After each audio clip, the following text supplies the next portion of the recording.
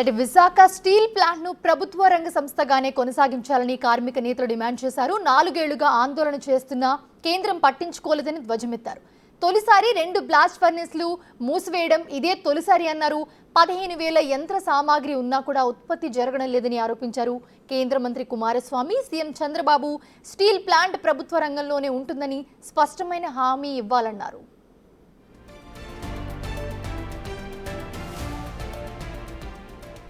Visakha steel plant ప్రభుత్వం ఆధ్వర్యంలోనే కొనసాగించేంత వరకు కూడా ఉద్యమం ఆపమంటున్న కార్మికుల దగ్గర నుంచి మా ప్రతినిధి నాయుడు మరిన్ని వివరాలు అందిస్తారు. ఆందోళన అంటే 1 రోజు 2 రోజులు లేదా 10 రోజులు మనం చూస్తుంటాం. కానీ విశాఖ స్టీల్ ప్లాంట్ ప్రభుత్వ రంగంలోనే కొనసాగించాలంటూ కార్మికులు, ఉద్యోగ నేతలు పూర్తిగా చూడొచ్చు. మనం 1315 రోజులు దాదాపు అంటే 4 సంవత్సరాలకు పైగా వీళ్ళు ఆందోళన చేస్తున్నారు. ప్రభుత్వ రంగంలోనే స్టీల్ ప్లాంట్ను కొనసాగించాలని వీళ్ళు టెంట్ వేసుకుని కోరమూల స్టీల్ ప్లాంట్ ప్రధాన ద్వారం వద్ద ఆందోళన చేస్తున్న కేంద్రం ఏమాత్రం పట్టించుకోవడం లేదంటూ వీళ్ళు ఆగ్రహం వ్యక్తం చేస్తున్న పరిస్థితి. ఎందుకంటే 4 ఏళ్లుగా ఎన్నడూ లేని విధంగా రాష్ట్ర వ్యాప్తంగా పూర్తిగా అయితే ఆందోళన మేము చేస్తున్నా, పూర్తిగా కేంద్రంలో ఎందుకు స్పందించట్లేదని వీళ్ళు ప్రధానంగా మండిపడుతున్న పరిస్థితి. సార్ చెప్పండి, పూర్తిగా మీరు ఆందోళన చేపట్టి 4 సంవత్సరాల పైన అవుతుంది, కేంద్రంలో ఏమాత్రం ప్రకటన రాలేదు. ఇప్పుడు నిన్న కూడా రాజకీయ విమర్శలుగా స్టీల్ ప్లాంట్ మారింది. ఏ విధంగా చూడొచ్చు దీన్ని? ఏదైతే కేంద్ర ప్రభుత్వం దీన్ని ఎలాగైనా అమ్మేయాలనేది చూస్తూ ఉందండి. దానిలో భాగంగానే ఈ రాజకీయ సమరం అనేది జరుగుతూ ఉంది. ఎందువల్లంటే ఒక దగ్గర ఇక్కడికి వచ్చి వాళ్ళు ఏమి చెప్పలేని పరిస్థితిలో ఉన్నారు. ఈరోజు మోడీకి లొంగిపోవడం అనేది జరిగింది. రాష్ట్రంలో ఉన్న 2 పార్టీలు లొంగిపోయాయి. ఇటు తెలుగుదేశం లొంగిపోయింది, అటు వైఎస్ఆర్సీపీ కూడా లొంగిపోవడం అనేది జరిగింది. ముఖ్యంగా కూటమికి మేము ఎందుకు ఆశపడ్డామంటే, కూటమికి మేము గెలిపిస్తే కూటమి నిలబడమే కాకుండా ఈరోజు అత్యవసర మార్కులతో గవర్నమెంట్ ఉంది, బీజేపీ గవర్నమెంటు. కాబట్టి వీళ్ళ యొక్క సపోర్ట్తోనే నిలబడి ఉంది. కాబట్టి వీళ్ళు తప్పకుండా మేలు చేస్తారని చెప్పి మేము ఆశించామండి. అయితే ఇప్పుడున్న పరిస్థితి చూస్తుంటే ఆశలు అనేది కనిపించట్లేదు. కారణం ఏంటంటే, ఇక్కడ లోకల్గా ఉన్నటువంటి భర్త గారు కానీ లేకపోతే పల్లా శ్రీనివాసరావు గారికి ప్రయత్నాలు చేస్తున్నట్టుగా కనిపిస్తూ ఉంది. కానీ మీద నుండి ఒక అండర్స్టాండింగ్ వచ్చేసిందని చెప్పి మాకు అనిపిస్తూ ఉంది. దానిలో భాగంగానే నేను బొలిశెట్టి సత్యనారాయణ గారి మాటలు కానీ, అలా తర్వాత మిగతా నాయకుల మాటలు కానీ కనబడుతూ ఉన్నాయి. నేను చంద్రబాబు నాయుడు గారు కూడా ఇంకో మాట అంటున్నారు. ఏంటంటే దాన్ని ఏమంటారు, ఈ యొక్క ప్లాంట్కి పద్దాగా డబ్బులు ఇవ్వడం అనేది సాధ్యం కాదు, ఇది చారిటీ కాదు, ఇచ్చేసేదానికని చెప్తున్నారు. కానీ నేను ఒకటే అడుగుతూ ఉన్నానండి, ఈరోజు చారిటీగా మీ అమ్మని మేము ఎప్పుడు కోరలా. ఎందుకంటే గతంలో కూడా మీరు ఇచ్చిన డబ్బులు మేము అన్నీ కూడా గవర్నమెంట్కి వెనక్కి కట్టేసాం. ఏదైతే 2000 సంవత్సరంలో 1333 కోట్ల ప్రిఫరెన్షియల్ షేర్స్ ఇచ్చారు, ఆ షేర్స్ తిరిగి ఇచ్చేసాం. ఇచ్చేది కాదు, విత్ ఇంట్రెస్ట్తో కట్టాం. కానీ ఇక్కడ ఒకటి ప్రజలు అర్థం చేసుకోవాలి.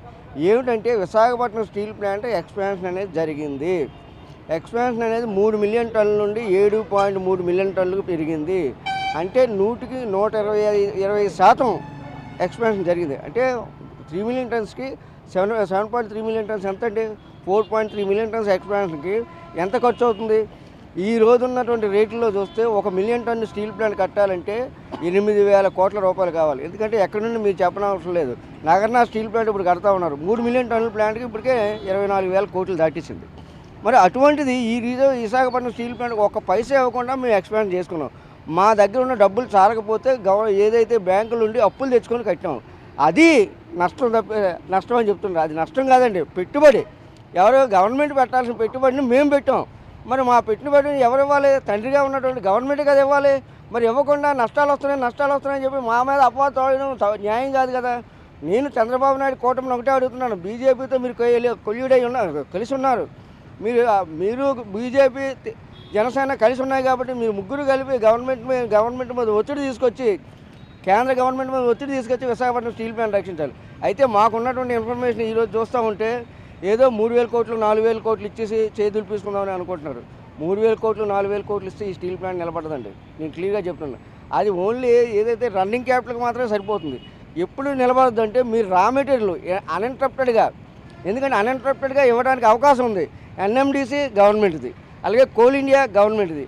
ఈ రెండింటి మీద ఒత్తిడి తీసుకొచ్చి అన్ఇంటరప్టెడ్గా ఎప్పుడైతే కోలు, ఐరన్ ఓరు మాకు ఇస్తారో, ఈ ప్లాంట్కు ముందు కాదు కనీసం 10 తరాల వరకు కూడా నిలబడిపోయే పరిస్థితి వస్తుంది. చూడొచ్చు, పూర్తిగా కరోనా లాంటి సమయంలో కూడా ఎంతోమంది ఆరోగ్యాలను కాపాడింది విశాఖ స్టీల్ ప్లాంట్. అలాంటి స్టీల్ ప్లాంట్ ఎందుకు నిర్వీర్యం చేయాలనుకుంటుంది కేంద్రం? విశాఖ ఉక్కు ఆంధ్రుల హక్కు అనే నినాదంతో ఈ స్టీల్ ప్లాంట్ ఏర్పడిన దగ్గర నుంచి కూడా మంచి లాభాల బాటలో పయనించేది. అలాంటిది ఈరోజు కేంద్ర రాష్ట్ర ప్రభుత్వాలు ఈ కంపెనీ మీద కక్ష కట్టి ఈ కంపెనీని ఏ విధంగానైనా సరే ప్రైవేటు వ్యక్తులు దారాదత్తం చేయాలని చెప్పేసి అని ఒక కుట్రపూరితమైన రాజకీయ కోణంలో దీన్ని చూస్తూ ఉన్నారు. ఈ విశాఖపట్నం స్టీల్ ప్లాంట్ అనేది పుట్టుకతోనే పోరాటాలతో వచ్చింది. ఈ పోరాటాలతో ఇప్పటికి కూడా కొనసాగుతోంది. దాదాపుగా మేము 4 సంవత్సరాల కాలంగా పోరాటం అనేది ఇక్కడ ఈ కూరమనపాలెం జంక్షన్లో టెంట్ వేసుకొని కొనసాగిస్తూ ఉన్నాము. ఈ విశాఖపట్నం స్టీల్ ప్లాంట్ అనేది ఒక విశాఖపట్నం కార్మికులకే కాదు, విశాఖపట్నం ప్రజలకే కాదు, దేశవ్యాప్తంగా కూడా అనేకమైన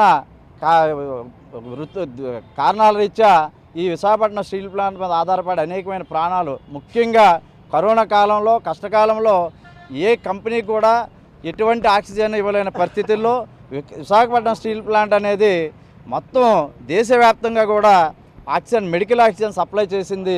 అది ప్రపంచం అంతా కూడా మనకి చూశారు. అలాగే అనేక విధమైన బ్రైట్ ప్రొడక్ట్స్ అనేది ఈ స్టీల్ ప్లాంట్ నుంచి వస్తున్నాయి. ఏదంటే యూరియా కానివ్వండి, అమోనియా కానివ్వండి, లేదంటే నాప్థలిన్ కానివ్వండి, కూడా బై ప్రొడక్ట్స్ అనేది అతి తక్కువ ధరలతో ఈ రైతులకు కానీ ప్రజలకు కానీ సప్లై చేయడం జరుగుతూ ఉంది. మరి ఇలాంటి స్టీల్ ప్లాంట్ని ఈ ఎవరి స్వార్థాల కోసం అమ్మేయాలనుకుంటే మేము చూస్తూ కార్మికులుగా, నిర్వాసితులుగా మేము ఎట్టుబత్తులో సహించేది లేదు. ఈ పోరాటం ఎంతకాలమైనా మేము కొనసాగిస్తాం. ఇది గవర్నమెంట్ ఆర్గనైజేషన్లో కొనసాగాలని చెప్పి మేము మనస్ఫూర్తిగా కోరుకుంటున్నాం. కార్మిక నేతలు కానీ చెప్తున్నారు, పూర్తిగా అయితే విశాఖ స్టీల్ ప్లాంట్ ప్రభుత్వ రంగంలోనే కొనసాగించాలి. దీని మీద ఆధారపడి వేల మంది ఉద్యోగులు ఉన్నారు, అలాగే నిర్వాసితులు ఉన్నారు. వాళ్ళకి స్టీల్ ప్లాంట్ కోసం ఆనాడు భూములు ఇచ్చి వాళ్ళకి ఎప్పుడైనా ఉద్యోగం వస్తుంది, ఆర్ కార్డులు కూడా ఉండదు. ఇప్పుడు వచ్చి వాళ్ళకి ఏళ్ళు తరుగుతున్నాయి కానీ పూర్తిగా మాకైతే ఉద్యోగం రాలేదు, న్యాయం జరగలేదంటూ నిర్వాసితులు కూడా మరో పక్క ఆగ్రహం వ్యక్తం చేస్తున్నారు. ఏదైనప్పుడు కూడా 4 ఏళ్ళుగా ఈ ఉద్యమం కొనసాగుతుంది. ఇప్పటికన్నా స్పష్టమైన ప్రకటన రాకపోతే ఈ ఉద్యమం ఇంకా కొనసాగుతూనే ఉంటుందని వీళ్ళు చెప్తున్నారు. Camera person Arun Naidu.